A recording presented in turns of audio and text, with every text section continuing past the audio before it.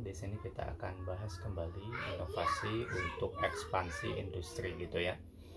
Di sini kita akan bahas dan menjawab beberapa pertanyaan yang masuk kali ini.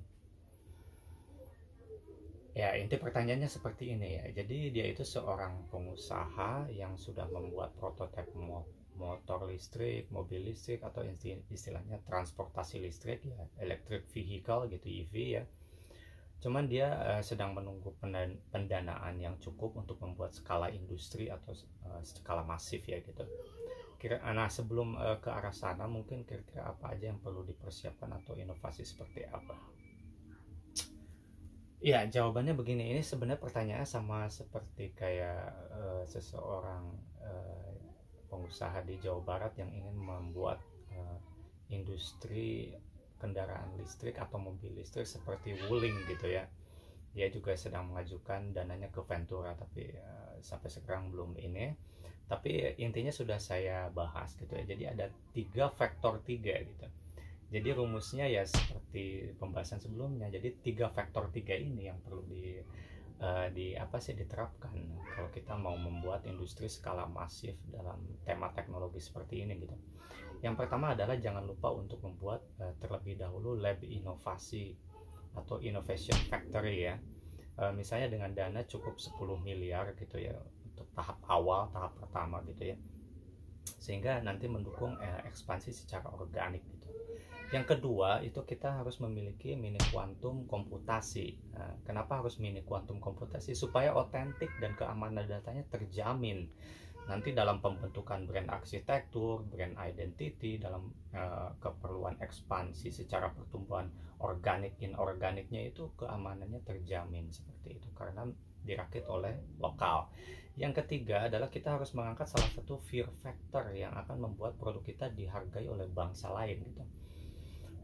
Sebelumnya kita sudah bahas ya, fear factor yang kita angkat itu seperti pariwisata Toba Society yang menawarkan value menyelamatkan seluruh umat manusia dari ancaman Danau Toba, sehingga kita harus merawat Danau Toba ini dalam bentuk pariwisata gitu ya.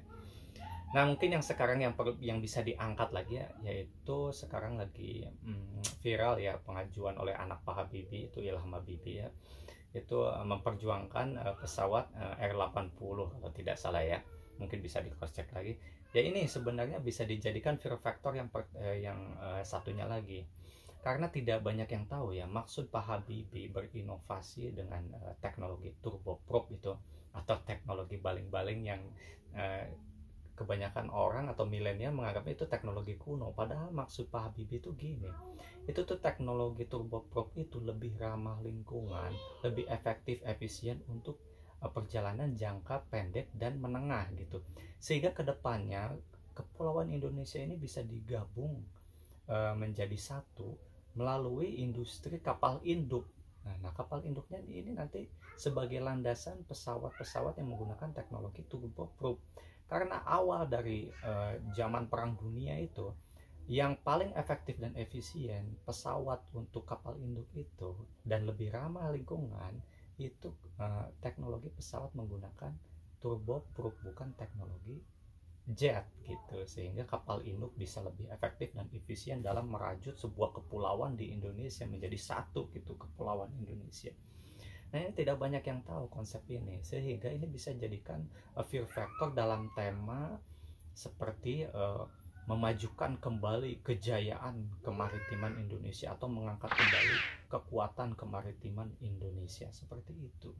Nah, dari sini semua produk apapun, terutama produk motor listrik dan mobil listrik ini, transportasi listrik ini akan dihargai seluruh bangsa di seluruh dunia.